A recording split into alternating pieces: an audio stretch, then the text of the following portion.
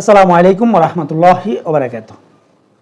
BP নূর, গোলাম মাওলা রনি এবং ফজলুর রহমান, এই তিনটে ব্যক্তির রাজনৈতিক ভবিষ্যৎ কী হতে যাচ্ছে। মজার বিষয় হচ্ছে এই তিনটে ব্যক্তি কিন্তু আওয়ামী লীগ পরিবারের। তাদের সম্পূর্ণ পারিবারিক ব্যাকগ্রাউন্ড হচ্ছে আওয়ামী লীগের এবং এই তিনটে ব্যক্তি চিন্তায় এবং চেতনায় আওয়ামী লীগ। কিন্তু গোলাম মাওলা রনি এবং ফজলুর রহমান কিন্তু এখন বিএনপি নেতা, আর এই ভিপি নূর বিএনপিতে বা বিএনপির টিকিটে আসলে এমপি হওয়ার স্বপ্ন দেখতেছে। তাদের ভবিষ্যৎ নিয়ে যদি একটু কথাবার্তা বলতে হয় তাহলে আওয়ামী লীগ সম্পর্কে আসলে কিছুটা ধারণা দেওয়া দরকার আপনাদেরকে। আওয়ামী লীগ এমন একটা দল, আপনি যে কোনো দল থেকে বা যে কোনো আদর্শ লালন করতেন, আপনি হুট করে এসে আওয়ামী লীগের হতে পারবেন না। আপনি আওয়ামী লীগে যোগ দিলেও হয়তো আওয়ামী লীগের সদস্য থাকতে পারবেন, কিন্তু আওয়ামী লীগের ইউনিয়ন নেতাও হওয়া সম্ভব না। মানে আওয়ামী লীগ কিন্তু এই জায়গায় কঠোর একটা দল যে সম্পূর্ণরূপে চিন্তায় চেতনায় পারিবারিক ব্যাকগ্রাউন্ড সব কিছুতে আসলে আওয়ামী লীগ থাকতে হবে। এছাড়া আওয়ামী লীগের নেতা হলেও কেউ যদি আসলে নিজেকে সবজান্তা শমশের মনে করে, তারাও কিন্তু আসলে আওয়ামী লীগে টিকতে পারে না। যেমন ফজলুর রহমান, গোলাম মাওলা রনি। গোলাম মাওলা রনির হিসাবটা আসলে ভিন্ন ছিল।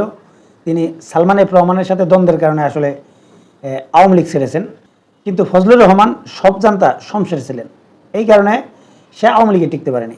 প্রথমে আসলে ভিপি নূর এবং গোলাম মাওলা রনির ব্যাপারটাই আসি। এই ভিপি নূর এবং গোলাম মাওলা রনি আসলে দুইজনে কিন্তু একটা আসনের প্রার্থী। এখন গোলাম মাওলা রনি আসলে বিএনপি থেকে টিকিট পায় কিনা এটা কিন্তু সন্দেহ রয়েছে। আর ভিপি নূরকে আসলে বিএনপি থেকে আসলে টিকিট দিলেও দিতে পারে। বিএনপি থেকে আসলে এরকম প্রস্তাবনা দেওয়া হয়েছে যে বিএনপির নেতাকর্মীদেরকে যে ভিপি নূরের পক্ষে ওই আসনে কাজ করার জন্য। তাই আমি যেটা মনে করি, যদি ভিপি নূর বিএনপির সাথে জোটে থাকে তাহলে হয়তো ভিপি নূর সে আসনটায় টিকিট পেতে পারে। কিন্তু মূল বাস্তবতা হচ্ছে যে আপনারা জানেন যে গতকাল ভিপি নূরের উপর যে আক্রমণটা হয়েছে বিএনপি নেতাদের পক্ষ থেকে বা বিএনপির পক্ষ থেকে, এতে স্পষ্টভাবে এটা নিশ্চিত যে ওই আসনে যদি ভিপি নূরকে নমিনেশন দেয় তাহলে বিএনপির বিদ্রোহী প্রার্থী অবশ্যই থাকবে। আর পটুয়াখালীর এই আসনটাতে আসলে বিএনপি তিনটা ভাগে বিভক্ত আমি যতটুকু জানি। এরপর আছে ভিপি নূর, তারপরে আবার গোলাম মাওলা রনি। সব মিলিয়ে এই আসনটা আসলে কাকে দিবে এটা বেশ জটিল প্রশ্ন।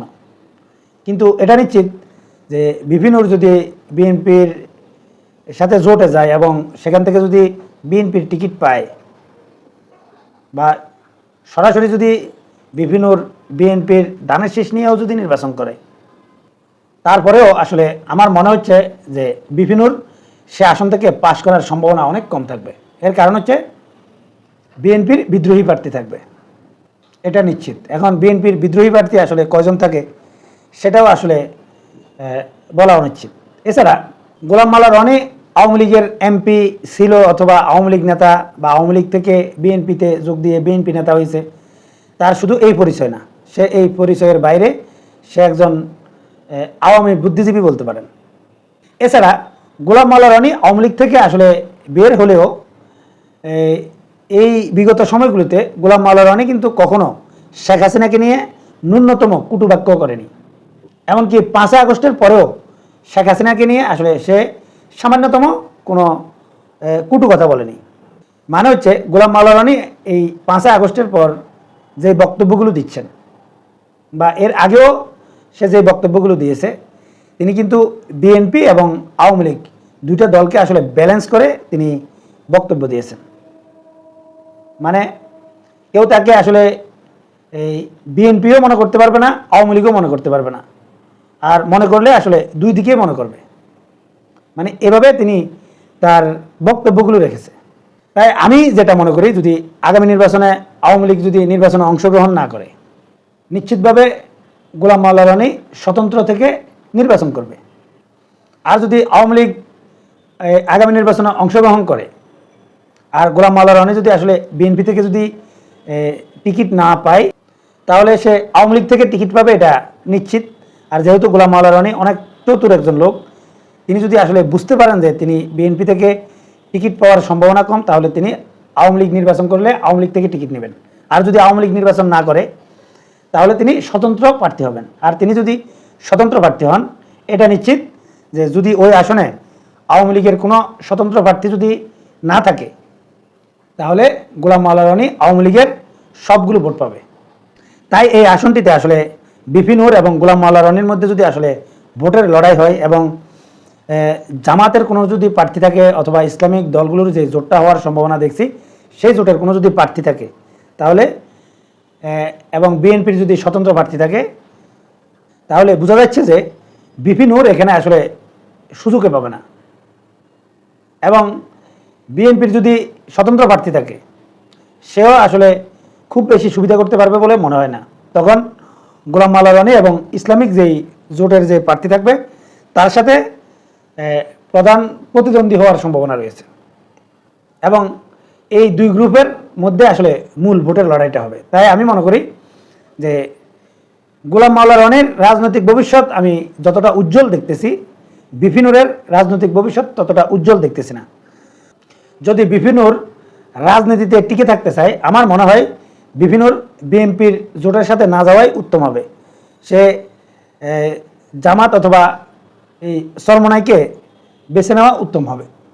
তাহলে তার রাজনীতির ভবিষ্যৎ আমি মনে করি ভালো হবে, বা এই বিপি নূরের যে দলটা, এই দলটার রাজনৈতিক ভবিষ্যৎ ভালো হতে পারে।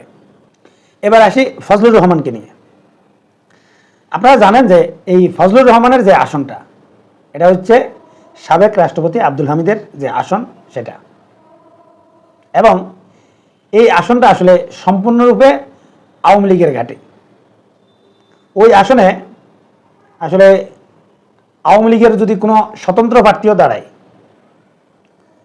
আমার কেন জানি মনে হয় যে ওই আসনটা আওয়ামী লীগের থাকবে, বা রাষ্ট্রপতি আব্দুল হামিদের ছেলে যদি দাঁড়ায় বা আওয়ামী লীগের অন্য কোনো নেতাও যদি দাঁড়ায়, এই আসনটাতে আসলে আওয়ামী লীগ এমনিতেই জিতে যাবে। আর এই কারণে এই যে ফজলুর রহমান যে বিএনপিতে যোগ দিয়েছে, তার মূল কারণটা হচ্ছে আসলে সে আওয়ামী লীগে থাকলে কখনো এমপি হতে পারবে না বা নমিনেশনও পাবে না। কিন্তু বিএনপিতে গিয়ে সে বিএনপির নমিনেশন নিয়েছে বা নির্বাচনে ছিল, কিন্তু সে প্রতিবারে কিন্তু হেরেছে। এবং এই যে ফজলুর রহমানের সংসদে যাওয়ার বা এমপি হওয়ার যে খায়েশ, এটা যদি ফজলুর রহমান যদি পূরণ করতে হয়, আমার মনে হয় যে ওই আসন থেকে আওয়ামী লীগের ভোট ফজলুর রহমান পেতে হবে। এখন এই আওয়ামী লীগের ভোট পাওয়ার উদ্দেশ্যে ফজলুর রহমান এই যে বক্তব্য বিবৃতিগুলো দিচ্ছে, এগুলো কিন্তু তার মূল কারণ। ফজলুর রহমান যে বক্তব্যগুলো দিচ্ছে, এটা আসলে বিএনপির আদর্শের সাথে যায় না, কিন্তু তারপরেও এই ফজলুর রহমান বক্তব্যগুলো দিয়েই যাচ্ছে। এর কারণ হচ্ছে ফজলুর রহমান জানে বিএনপির নমিনেশন পেলেও সে এমপি হতে পারবে না। তাহলে তার মূল উদ্দেশ্য হচ্ছে আওয়ামী লীগের যেই সমর্থক বা আওয়ামী লীগের ভোটারদের ভোট পাওয়া। এখন ফজলুর রহমান যে বক্তব্যগুলো দিচ্ছে, সে বঙ্গবন্ধুকে এই মহান নেতা মানে, কিন্তু শেখ হাসিনাকে সে নেতা না মেনে সে যে বক্তব্যগুলো দেয়, আমার কেন জানি মনে হয় যে আওয়ামী লীগ সমর্থকরা আসলে সাময়িকভাবে ফজলুর রহমানের বক্তব্যগুলোকে আসলে সমর্থন করলেও ভোটের সময় এই ফজলুর রহমানকে ভোট দেবে না। ফজলুর রহমান যে স্বপ্ন দেখতেছে যে এবার সে আসলে এমপি হবেই, আমার মনে হয় তার এমপি হওয়া হচ্ছে না। তো সবগুলো মিলিয়ে আমি যেটা মনে করি যে ফজলুর রহমান এবং বিপি নূরের রাজনীতির ভবিষ্যৎ আসলে অনেক খারাপ। যদি বিপি নূর আসলে বিএনপির সাথে জোটে যায়, সে যদি জামাত অথবা চরমোনাইয়ের সাথে থাকে, তাহলে হয়তো তার রাজনীতির ক্যারিয়ার ঠিক থাকবে বা তার দলের রাজনীতির ক্যারিয়ার থাকবে। সম্মানিত দর্শক, আপনারা কি মনে করেন কমেন্টসে জানাবেন। এখনকার মতো এই পর্যন্তই। আল্লাহ হাফেজ।